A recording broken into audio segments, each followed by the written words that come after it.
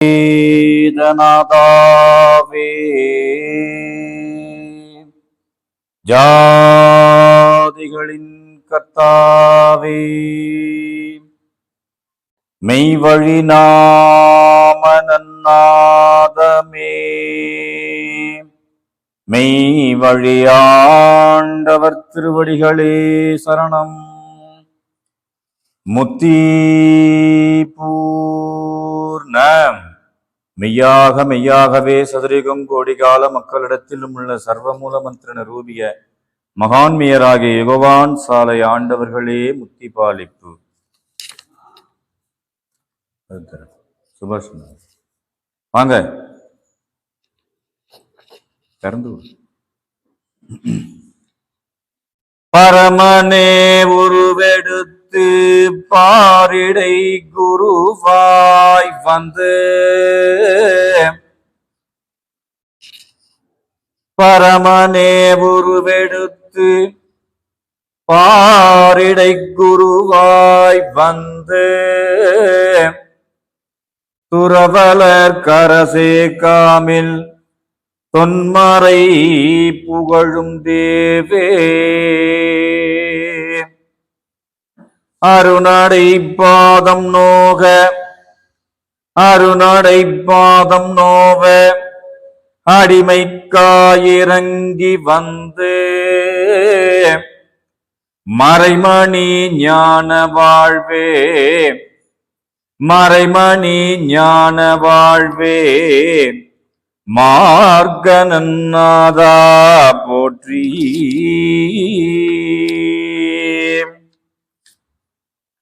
என்னமோவென்று உம்மை வெண்ணி விட்டிருந்தேன் நின்னாள்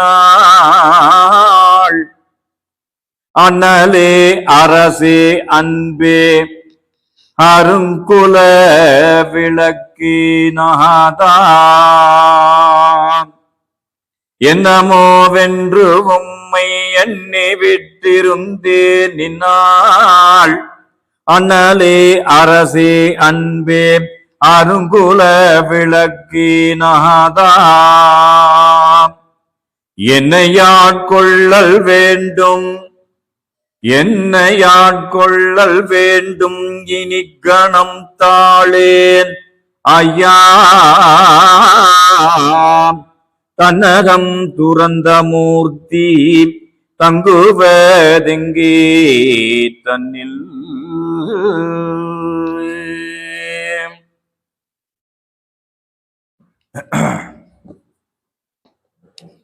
கற்பகத்தரு.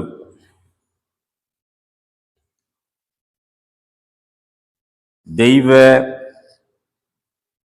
செவிச்சுவை சேகர குழுவினர் அனைவருக்கும் என்னுடைய அன்பான நமஸ்காரத்தை தெரிவித்துக் கொள்கிறேன். அனைவருக்கும் நமஸ்காரம்.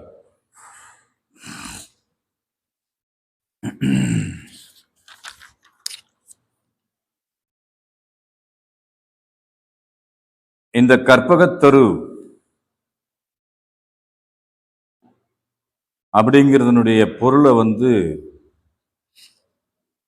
பல இடங்கள்ல தெய்வம் மின்னி காமிச்சிருக்காங்க. அதுல ஆதிமான்மியத்துல வளர்குழந்தை குமார பருவமும்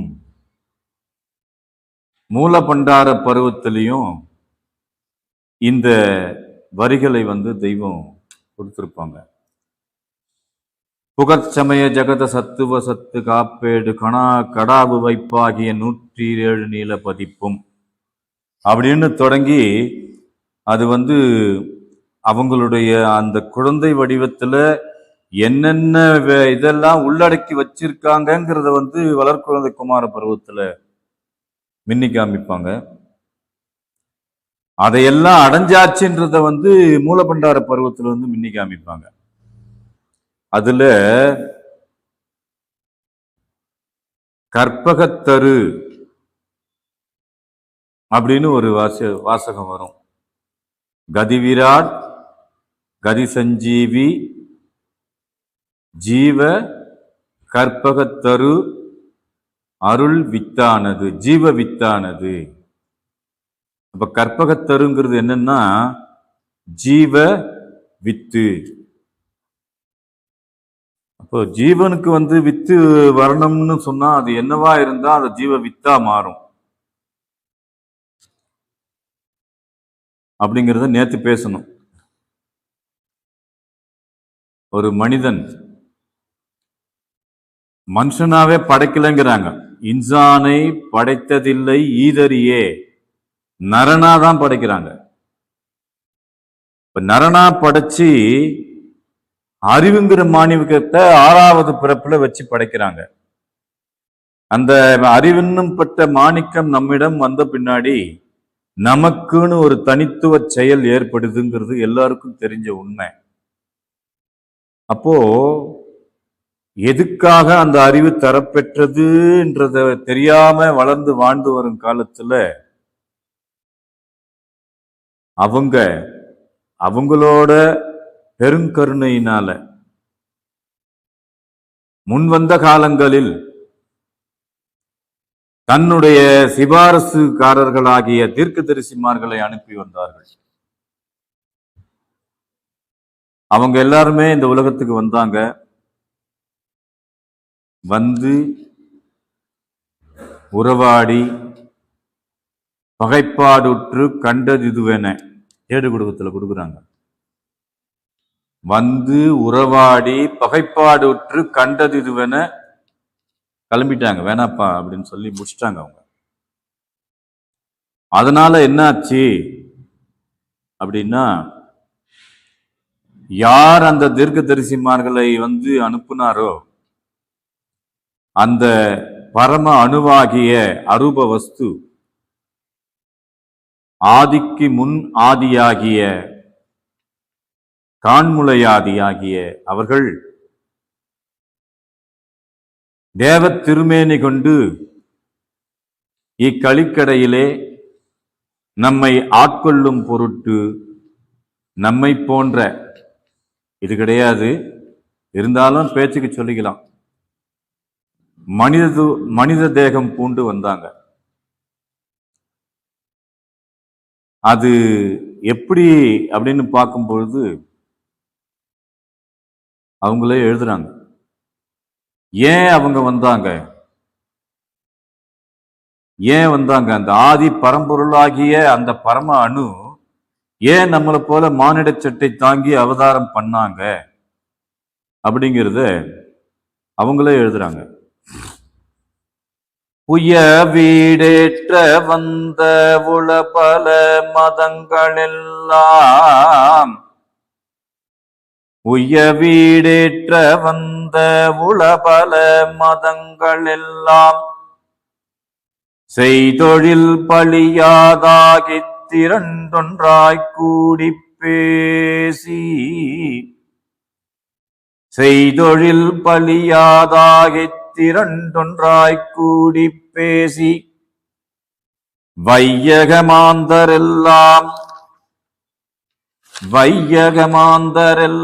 வாழ்கவே வேணுமென்று இந்த மெய்வழிச்சாலை விளங்கி நின்றோங்கும் நாளே.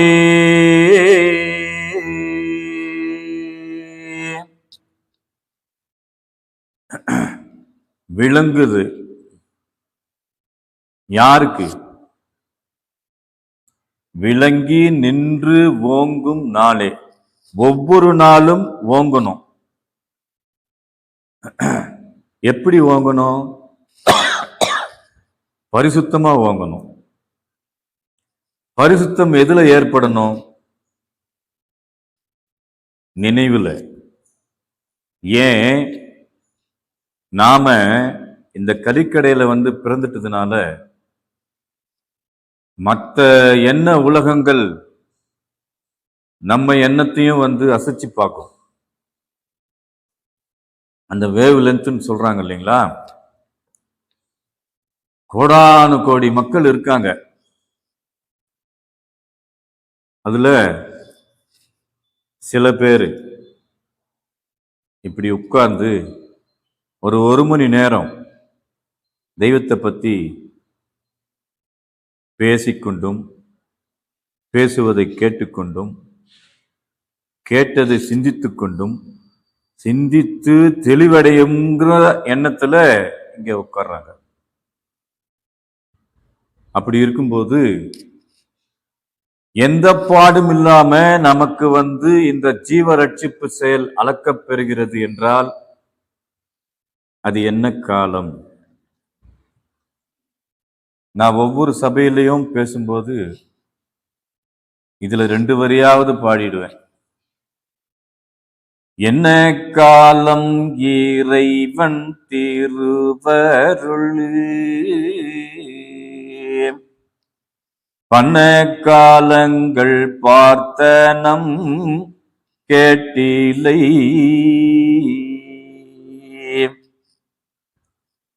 என்ன காலம் இறைவன் திருவருள்? ஒரு 30 வருஷத்துக்கு முன்னாடி பார்த்தோம்னா ஒரு திருவிழாலையும் கொடியேற்றத்தின் போது காஷாய தலப்பா கட்டின அனந்தர்கள் பெருகி இருப்பாங்க. ஆனா இப்ப பார்க்கும் பொழுது சில பேர் தான் இருக்கிறாங்க. அனந்தர்கள் எல்லாம் அடக்கமாயிட்டாங்க. தெய்வம் அவங்களுக்கெல்லாம் ஒரு பொறுப்பு கொடுத்திருந்தாங்க. என்ன அப்படின்னா, அந்த ஆதி பிதாவினுடைய திருவடியில மக்களை கொண்டாந்து சேர்க்கிறது. மெய்வழியை வளர்க்கணும். நீ உண்ணும் உணவு அதற்காகத்தான், அருந்தும் ஜலமும் அதற்கே. அவங்க இருந்தாங்க, பேசுனாங்க, சொற்பமான ஜனங்க. இன்னைக்கு இருக்கிற மாதிரி இந்த மாதிரி கம்யூனிகேஷன்லாம் அந்த காலத்துல இல்லையே. இந்த ஆன்லைன் அப்படிங்கிற இதுவே கிடையாது. எல்லாமே என்ன அப்படின்னா நேரடி தொடர்பு, இல்லாட்டி கடிதாசி எழுதணும். தெய்வம் அவங்களுடைய திருக்கரத்தால எழுதின கடிதாசி எல்லாம் தொகுத்து சபைக்கரசர் ஒரு ஃபைலா வச்சிருக்கிறார். பிறவியர்கள்லாம் எழுதுவாங்க. அப்ப அவங்க கைப்பட திருக்கரத்தால் எழுதின கடிதம். அப்படி இருந்த காலகட்டத்துல கூட தெய்வம் 5049 பேரை இந்த மெய்வெளியில் ஆக்குனாங்க. ஆனா இன்னைக்கு அவங்களோட அந்த தவ உன்னதம் இருக்கு இல்லையா, அது எப்படி இருக்கு அப்படின்னா நிரம்பி பொங்கி வழிஞ்சி போயிட்டு இருக்கு. எங்க போகுது? இங்க போகணும். யாருக்கு போகுது? யார் அதை சிரத்தையோட கேட்டு அனுபவிக்கணும்னு நினைக்கிறாங்களோ அவங்களுக்கு போகுது. ஔவையார் எழுதுனாங்க, நெல்லுக்கு போற தண்ணி புல்லுக்கும் வாய்க்குமா பொசிந்து. அது மாதிரி 5049 அனந்தர்களே மெம்பர்ஷிப் உருவாக்கி தெய்வம் வச்சிருந்தாங்க. அவங்க மக்களிடையில போய் பேசி பண்ணும்போது சில பேர் தான் 1982 அப்பத்திலிருந்து தான் புதிய மக்கள் வர ஆரம்பிச்சாங்க. நீங்க எந்த வருஷம்? 90. எங்க மாமனார் 84. அதுக்கு முன்னாடியே அவரு வந்தாரு, நம்ம வியோ செங்கம் சபாநாயகம்.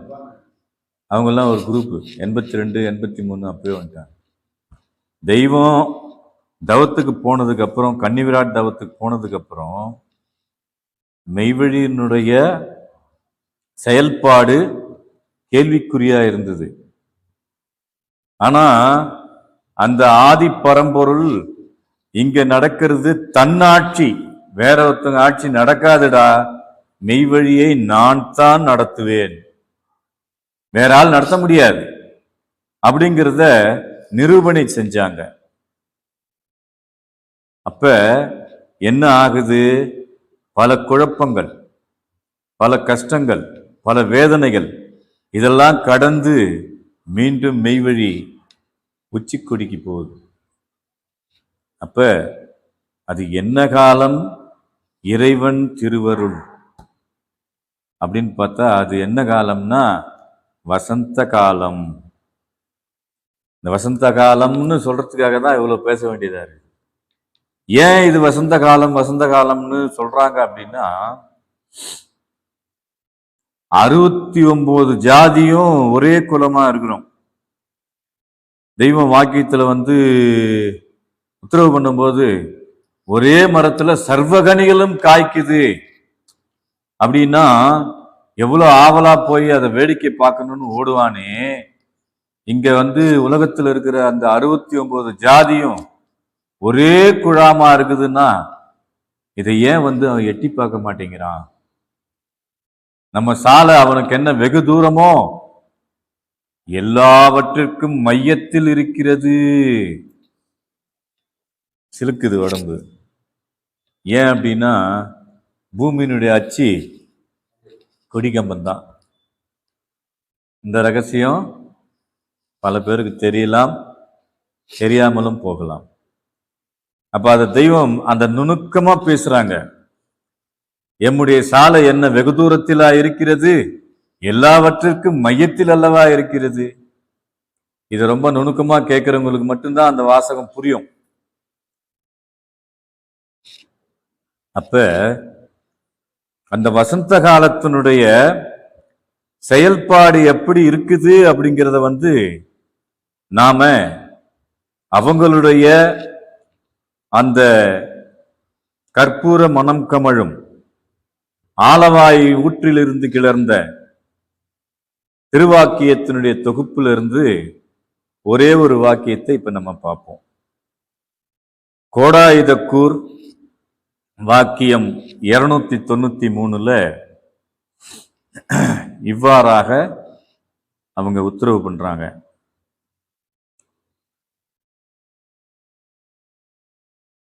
தேவ நிர்மாண திருநிறை உலகில் தேவ நிர்மாண திருநிறை உலகில் வாடாத வயதுடைய வளர்மதி வாழ்வில். இந்த டெபினிஷன் யாருன்னா கொடுக்க முடியுமா? நாம எந்த வாழ்க்கையில வாழ்ந்துகிட்டு இருக்கிறோம்? நம்ம இந்த உலக வாழ்க்கையில முன்ன பின்ன இருக்கலாம், கஷ்டம் இருக்கும், நஷ்டம் இருக்கும், கொஞ்சம் மன வெதும்பல்கள் ஏற்படும், ஒருத்தருக்கு ஒருத்தருக்கு கொஞ்சம் இதெல்லாம் விரோதங்கள் எல்லாம் கூட ஏற்படும். இது உலகம். ஆனா தெய்வம் என்ன உத்தரவு பண்றாங்க? தேவ நிர்மாண திரு நிறை உலகில். திரு நிறைஞ்சிருக்கிறாங்க.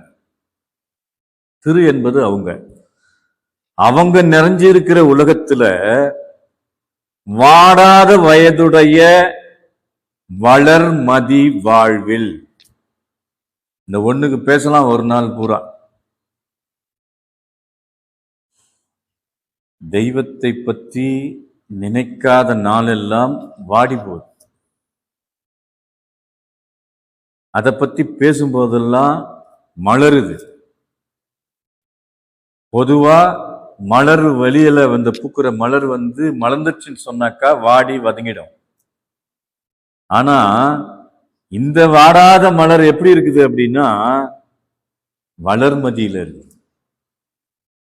தொண்டர்கள் பூவில் ஞான சூரிய உதயம் கண்டேன். அப்போ அந்த இடத்துல என்ன ஆகுது? இருள் நீங்கிடுது, ஒளி பெருகுது. தேவ நிர்மாண திருநிறை உலகில் வாடாத வயதுடைய வளர்மதி வாழ்வில் இதோ பல ஆயிரக்கணக்கான பேர்கள் ஆகிக்கொண்டார்களே. 5049 பேர்னு சொல்லல, நல்லா கவனிக்கணும். பல ஆயிரக்கணக்கான பேர்கள் ஆகிக்கொண்டார்களே. இது மற்றையோர்க்கும் வேண்டியதுதானே? மனித பிறவி எடுத்த யாவற்றிராளுக்கும் மெய்வழி சொந்தமானது. வாக்கியத்தில் எழுதிட்டாங்க. மனிதனாய் பிறந்த யாரா இருந்தாலும் அவன் இறுதியில் மெய்வழியை வந்து தொடவில்லை என்றால், அடையவில்லை என்றால் அவங்க லைஃப் அவ்வளவுதான், அங்கேயே முடிவாயிடுது. கசப்பு தீட்டு பிணநாற்ற ஜலம் வெளியாகி எக்கோடி காலமும் நீங்காத நரக அவஸ்தைகளை போய் மாட்டிக்குவான். அப்போ அதற்காக நான் உன்னை படைக்கலன்றாங்க தெய்வம். இதற்காக உன்னை இறைவன் படைக்கவில்லை. அதனாலதான் அவங்க உத்தரவு பண்றாங்க, தேவ நிர்மாண திருநிறைவுலகில் வாடாத வயதுடைய வளர்மதி வாழ்வில் இதோ பல ஆயிரக்கணக்கான பேர்கள் ஆகிக்கொண்டார்களே,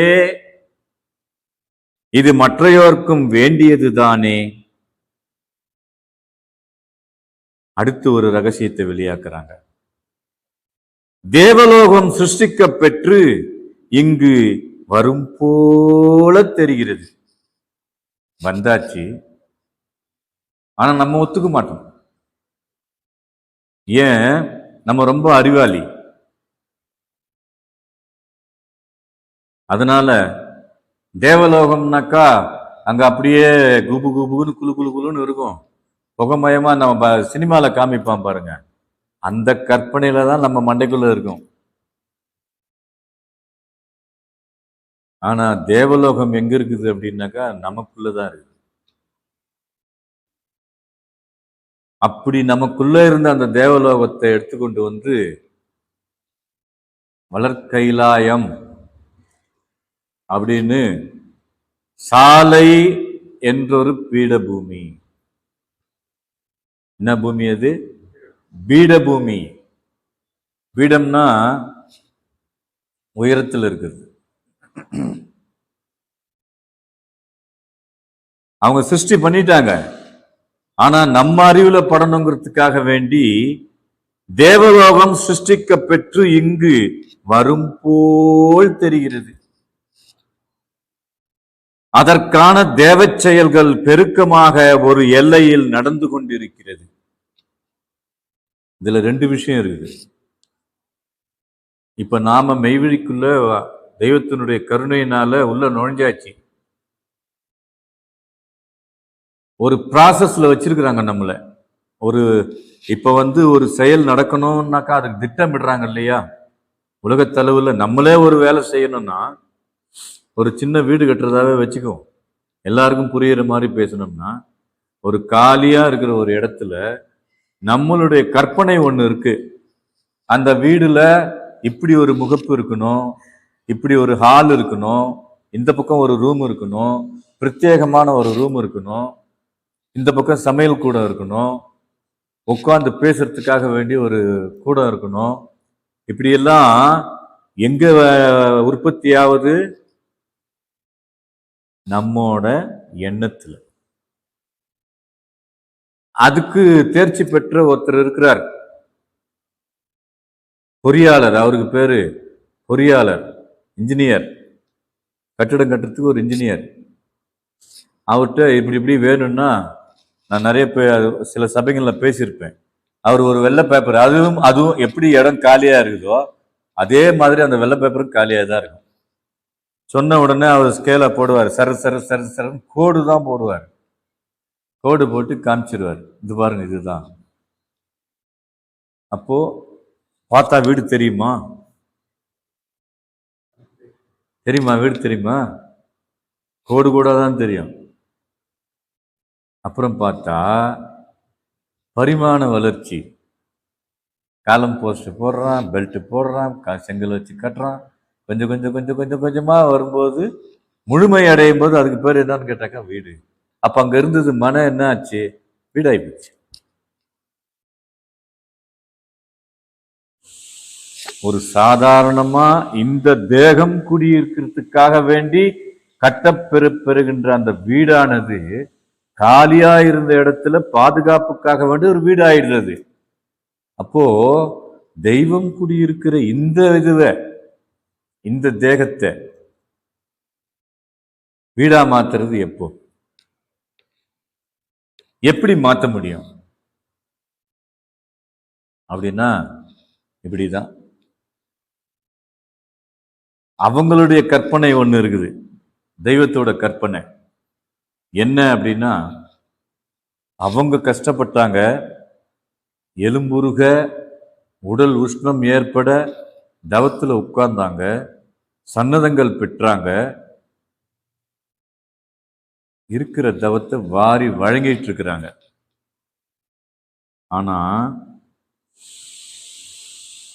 நம்மளால தவம் பண்ண முடியுமா? முடியாது. அதனாலதான் என்ன சொல்றாங்கன்னாக்கா, அந்த செயல்கள் பெருக்கமாக ஒரு எல்லையில் நடந்து கொண்டிருக்கிறது. அடுத்து இந்த யுகம் முடிய போகுது. மாகாளியம்மன் சொல்றாங்க, தீர்க்க தரிசனமா சொல்றாங்க, தொழுததோர் வீரர் தம்மை தோகைமா காளி பார்த்து பழுதிடும் இந்த சீமை பாதக கொடுமையாலே அழிவதும் நாள் வந்தாச்சு, அண்ணலும் பிறந்து ஆச்சு, வழிதோர் இதற்கு யான் என்ன செய்வேன் என்றால், காலமும் கடைநாளாச்சு, கலியுகம் அழியப் போகு, ஏலவே கொடுத்ததெல்லாம் இத்துடன் இருக்கலாச்சு, மாலவன் இத்துடன் பிறக்கலாச்சு, மாலவன் தவசதாலே மாசிரை இருக்கலாச்சு, ஞாலமோ இதற்கு வேறு நான் என்ன செய்வேன் என்றாள். அப்ப அந்த கலியுகம் அழிஞ்ச பின்னாடி அடுத்து ஒரு யுகம் பிறக்க போகுதுங்கிறது மெய்வழி மக்களாகிய நமக்கு ரொம்ப நல்லா தெரியும். அதுக்கு பேரு ஆதி கிரேதாயுகம். முன்னாடி வந்தது வெறும் கிரேதாயுகம், இப்ப வரப்போறது ஆதி கிரேதாயுகம். ஆதி உருவாக்க போற கிரேதாயுகம் இப்ப பிறக்க போறது. அதுல நம்ம எல்லோரையும் தவத்துல உட்கார வைக்க போறாங்க. சுயதேவ ராககற்ப சோதி உடலம் கொடுக்க போறாங்க. அதற்குண்டான செயல்தான் ஒரு எல்லையில் நடந்து கொண்டிருக்கிறது. இது நாம தெரிஞ்சுக்கிறதுக்கு எவ்வளவு காலம் ஆகும்? இது நேரம் அளவு காண முடியாத பாதகங்கள் குமுறி வளர்ந்தேறி, இதேதான் மாகாளியம்மன் கைவிரிச்சிச்சு இல்ல, கலியுகம் அழிய போகு. ஏற்கனவே கிரேஸ் டைம் நான் கொடுத்தேன், என் தவத்தை போட்டு கொடுத்து ஏலவே கொடுத்ததெல்லாம் இத்துடன் இருக்கலாச்சு, இதோட முடிஞ்சு போச்சு. இனிமே அவர் வருவார், அவர் எல்லாத்தையும் அழிச்சிடுவார். நான் ஒன்றும் பண்ண முடியாது, நான் என்ன செய்வேன் சொல்லி பார்த்தாங்க. அவங்க வந்த காலத்துல விக்ரமாதித்த காலத்துல காளி தேவி இருந்ததாக சரித்திரத்துல படிக்கிறோம். அது எந்த யுகம்? இந்த காலக்கணக்கெல்லாம் நம்மளால பார்க்க முடியுமா? அப்படி பார்க்க முடிஞ்சா நம்ம ஞானி. ஆனா கொஞ்சம் கொஞ்சம் கொஞ்சம் கொஞ்சம் அறிவு வச்சு பார்த்தோம்னா அப்படி ஒரு துளி மின்னி காமிக்கணும் நம்மளுக்கு. அதை வச்சாலே நம்ம கடை தேர்ந்துடலாம். அதுக்கு தெய்வம் எதா உத்தரவு பண்றாங்க, இது நேரம் அளவு காண முடியாத பாதகங்கள் குமுறி வளர்ந்தேறி அழிவு நேரத்தை வெகு வேகமாக வரும்படி நெருக்கிக் கொண்டிருக்கிறது. நெருக்குது கொஞ்சம் கொஞ்சம் கொஞ்சம் கொஞ்சமா. மொத்தம் பிடிச்சி ஒரு அமுக்குன்னு என்ன ஆகும்? பஸ்ட் ஆயிடும். ஜமால்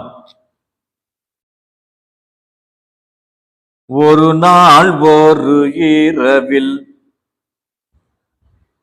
பாடுறாங்க தெய்வம். எப்படி தெரியுமாடா?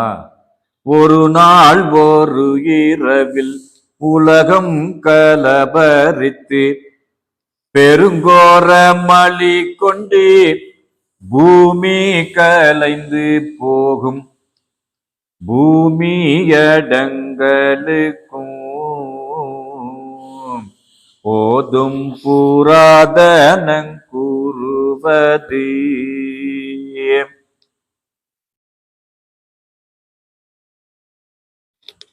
மலைகள் எல்லாம் தவிடு பொடியாகி ரோமக்கால்கள் கத்திரித்து விழுவது போல விழப்போகுது. நினைச்சு பார்க்க முடியுமா? இந்த பாருங்க, கடவுள் தேசம் வர்ணிச்சாங்க. நம்ம கண்காண நேர்ல போய் பார்க்கலனாலும் அதை காண வைக்கிறதுக்கு சாதனங்கள் வந்துருச்சு. இருக்கிற இடத்துல இருந்தே பார்க்கலாம். மாய கண்ணாடி உள்ளதை உள்ளபடி காட்டுறது, மாத்தி எல்லாம் காமிக்க முடியாது. இதுல பார்க்கிறோம், செய்திகள்ல பார்க்கும் பொழுது அது எப்படி அழிஞ்சது. அந்த ஒரு நாள் ஒரு இரவில், ராத்திரி தூங்குனா பகல்ல ஊரே இல்லை. தனுஷ்கோடி அதுக்கு முன்னாடி, ஒரு நாள் ஒரு இரவில், ராத்திரி பூரா நல்லா சாப்பிட்டு கதை பேசிட்டு படுத்தாங்க. பொழுது விடிஞ்சா ஊரே இல்லை. அதுல ஒரு தலை தப்பிச்சுது, மெய்வழி தலை சிலுக்குது. ஆண்டவங்களை போய் தரிசனம் பண்ணிட்டு வந்துருமேனு ஸ்டேஷன் மாஸ்டரா இருந்தவர் கிளம்பி வரார் சாலைக்கு. வந்துட்டியா? வந்துட்டேன் தெய்வமே. என்ன ஆச்சரியம், மறுநாள் தனுஷ்கோடி இல்லை. இது என்ன அப்படின்னா நெருக்குது. அந்த ஊரல் மலை பூமி மண்ணில் பொன்னாலயம் தேடுகுடத்துல இத பாட்டா சொல்லுவாங்க.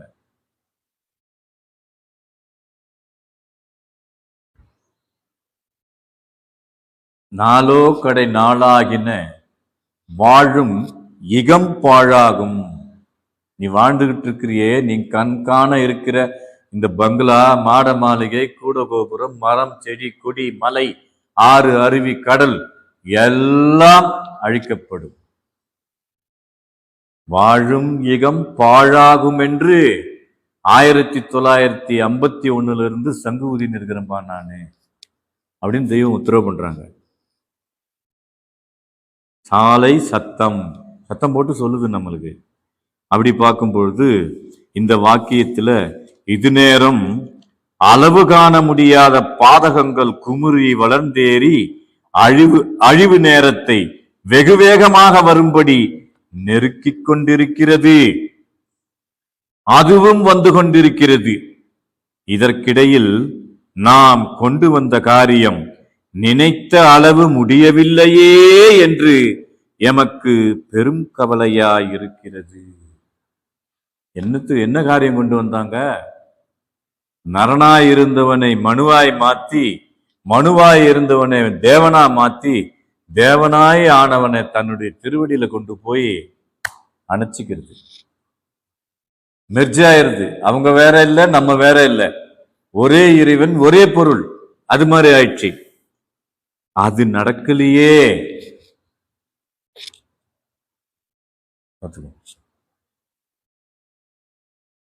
அது நடக்கலையேன்னு ஒரே கவலையா இருக்குதுன்னு சொல்றாங்க. ஒரு பெண் அந்த தெருவில் கூத்தாடுகிறாள் என்றது ஆயிரக்கணக்கான பேர்கள் கூடுகிறார்களே. 50 ஆண்டுகளாக நாமும் கூவி கூவி அழைத்து எம் வயது வாழ்நாள்களை எல்லாம் செலவழித்து இந்த மெய்யிலே சேர்க்க முடிந்தது இவ்வளவுதானே என்பதுதான் எம்முடைய கவலை. நியாயமா? அவங்களுக்கு தேவையே கிடையாது. பாட்டேர் இவங்களுக்காக வேண்டி தேவமகா சபையில பேசி வரும்பொழுது, ஆதி போனாதான் அந்த பாடல் படி உய்ய வீடு ஏற்ற வந்த அந்த பாடலின்படி மெய்வழிங்கிற நாமத்துல அந்த ஆதியே அவதாரம் பண்ணலன்னா அந்த கலிக்கடையில மக்களை திருப்ப முடியாது, மெய் நன்னறிக்கு திருப்ப முடியாதுன்னு கைவிட்டதுனால இவங்க வந்தாங்க. சரி, இவர் போறாரு, இவர் யாரு மெய்யில் ஏத்துறது அப்படின்னா பாட்டையர். அவங்க தலையில எல்லாரும் சேர்ந்து முடிவு கட்டுறாங்க, நீங்க தான் போகணும். இதெல்லாம் நிகழ்வுகள். ஏன் இதை நம்ம பேசுறோம் அப்படின்னா, வசந்த காலம் எந்த பாடும் இல்லாமல பேசிட்டே வாங்கின்னு போயிடுறோம். நம்ம எந்த பொறுப்பு ஜவாப் எதுவுமே கொடுக்கறது கிடையாது. நினைக்கிறது, பேசுறது, கேட்கறது, இதுக்கே அவங்க பரிசு கொடுக்குறாங்கன்றதுனால இது வசந்த காலம். ஒரு பெண் அந்த தெருவில் கூத்து ஆடுகிறாள் என்றதும் ஆயிரக்கணக்கான பேர்கள் கூடுகிறார்களே. 50 ஆண்டுகளாக நாமும் கூவி கூவி அழைத்து எம் வயது வாழ்நாளை எல்லாம் செலவழித்து இந்த மெய்யில் சேர்க்க முடிந்தது இவ்வளவுதானே என்றுதான் எம்முடைய கவலை. ஒரு சிறு தொகை மக்களைத்தானே நாம் சேர்க்க முடிந்தது என்று ஒரு நேரம் நமக்கு எண்ணம் வரும். ஆயிரக்கணக்கான மிருகங்கள் வாழும் காட்டில் சிங்கம் ஒன்றுதானே. அப்ப நாமெல்லாம் யாரு? மெய்வழியை பிடிச்சவங்க எல்லாம் யாரு? அசிங்கமா போகாம சிங்கமா மாறிட்டோம். நேற்று கூட படிச்சோம், அசுத்தங்களையும் அவமானங்களையும் போக்குது. எது அசுத்தம், எது அவமானம்? இதோ புஷ்பக விமானம் வருது, தங்கரதம் வருது, தெய்வம் வந்துட்டாங்க, போயிட்டு வரேன் நமஸ்காரம். இது விமானம். அந்தாண்ட பார்த்தா அடிச்சு தாளம் ஆட்டம் பாட்டம் பிச்சு பிச்சு எரிஞ்சுக்கிட்டு கோயில் கதவை சாத்து. இது அவமானம். அதுதான் இங்க உத்தரவு பண்றாங்க. அப்படியே மாத்தி பேசுறாங்க. ஒரு சிறு தொகை மக்களைத்தானே நாம் சேர்க்க முடிந்தது என்று ஒரு நேரம் நமக்கு எண்ணம் வரும். ஆயிரக்கணக்கான மிருகங்கள் வாழும் காட்டில் சிங்கம் ஒன்றுதானே இருக்கும். அதை போலவேதான் இவர்கள் நமக்கு என்று நம் மனதை தேற்றிக்கொள்வோம். சர்வ சாதிகளுக்கும் சர்வ மதங்களுக்கும் சர்வ வேதங்களுக்குமாக பூமி இடங்களுக்கும் ஒரு நிஜநிதி லாபகர வசந்த காலம் நாம் கொண்டு வந்திருக்கிறோம். என்ன காலம் வந்திருக்கிறது? நிஜநிதி வசந்த காலம். இந்த நோட்டு பார்த்தீங்கன்னா 2000 ரூபாய் நோட்டு வச்சிருந்தோம், செல்லாதுன்ட்டாங்க. 1000 ரூபாய் 500 ரூபாய் வச்சிருந்தோம், செல்லாதுன்ட்டாங்க. ஆனா அது போலியா போச்சு, செல்லத்தக்கது அல்ல. அரசாங்கம் அடிச்ச காசே செல்லல. அப்போ தெய்வம் கொடுக்கிற நிதி நிஜநிதி. சர்வ சாதிகளுக்கும் சர்வ மதங்களுக்கும் சர்வ வேதங்களுக்குமாக பூமி இடங்களுக்கும் ஒரு நிஜநிதி, நஷ்டம் கிடையாது, லாபகர வசந்த காலத்தை நாம் கொண்டு வந்திருக்கிறோம். அந்த வசந்த காலம் எப்படி இருக்கு தெரியுமா? நீ அந்த வசந்தத்தை எப்படி பெறணும் தெரியுமா? அதுக்கு ஒரு உளவு சொல்றேன், கேட்டுக்க அப்படின்னு உளவு சொல்றாங்க. இதற்கான பாடல்கள் இந்த வசந்த காலத்தில் நம்ம ஆகிடணும்னு சொன்னா நம்ம என்னடா பண்ணோம்னாக்கா பாடுபடணும். என்ன பாடுனா பாடுறதுதான் பாடு. கேடு கொடுங்க சொல்றாங்க, பாடி பஜனை தாளம் பாடி வரும் பாட்டாரே. பாடி பஜனை தாளம் பாடி வரும் பாட்டாளர், அதுதான் பாடு. இந்த பேசுறமே இது பாடு, கேட்கிறமே இது பாடு. அப்போ இதற்கான பாடல்கள், நூல்கள், மான்மியம், வாக்கியங்கள் அனந்தானந்தம் இங்கு இருக்கின்றன. எங்கு? மெய்வழிச்சாலை என்னும் பொன்னரங்க தேவாலயத்துல. அங்க இருக்கிறது தான் வாங்கிட்டு வந்து வீட்டுல வச்சுக்கிட்டு படிங்க படிங்க படிங்க. தெய்வம் உத்தரவு பண்ணுவாங்க. அந்த காலத்துல நூல் வேணும்னு கேட்கும் பொழுது அண்ணா எடுத்து கொடுப்பாரு. தெய்வம் அவங்க திருக்கரத்தை தொட்டு கொடுப்பாங்க அந்த நூலை. ஏய், இது யார் தெரியுமா? நான் தான். அது அப்படி நினைச்சாவே சரிது, நான் தான். சர்வ ஜாக்கிரதையா கையாளணும். உத்தரவு தெய்வம் சிறமேல் வச்சு எடுத்துட்டு போ. இதெல்லாம் கண் கூட பார்த்த நிகழ்வுகள். அத இந்த வசந்த காலம் எப்படி வந்திருக்குது அப்படின்னு பார்த்தா, பாடல்கள், நூல்கள், மான்மியம், வாக்கியம் அனந்தானந்தம் இங்கு இருக்கின்றன. என்ன பண்ணணும்? பயன்படுத்தி கொள்ளுகிறவர்கள் பயன்படுத்தி கொள்ளுங்கோ என்று நாம் சொல்லிக் கொள்வதை தவிர வேறு என்ன சொல்ல முடியும்? வேறு என்ன செய்ய முடியும்? ஆனா இதை படித்தாலே தானா ஆயிடுவாங்கங்கிற சூட்சுமத்தை இன்னொரு பாடல்ல வச்சிருக்கிறாங்க. யாரு? மாகாளியம்மன் சொல்லுது. அந்த அம்மா என்ன சொல்றாங்க? இந்த வசந்த காலத்துல நீ பிறந்துட்ட, இந்த எல்லையில மண்ணினுடைய இது கால் வச்சுட்ட, பொன்னரங்க தேவாலயத்துல கொண்டு போய் நீ உன்னோட நினைவாகிய அறிவை செலுத்திட்ட, சரணாகதி அடைஞ்சிட்ட. அதனால நீ என்ன ஆவ தெரியுமா? இப்படி ஆவ. அதுக்கு நீ என்ன செய்யணும் தெரியுமா? தினமொரு நேரம் என்றன் திருமொழி அதனை கேட்டால்,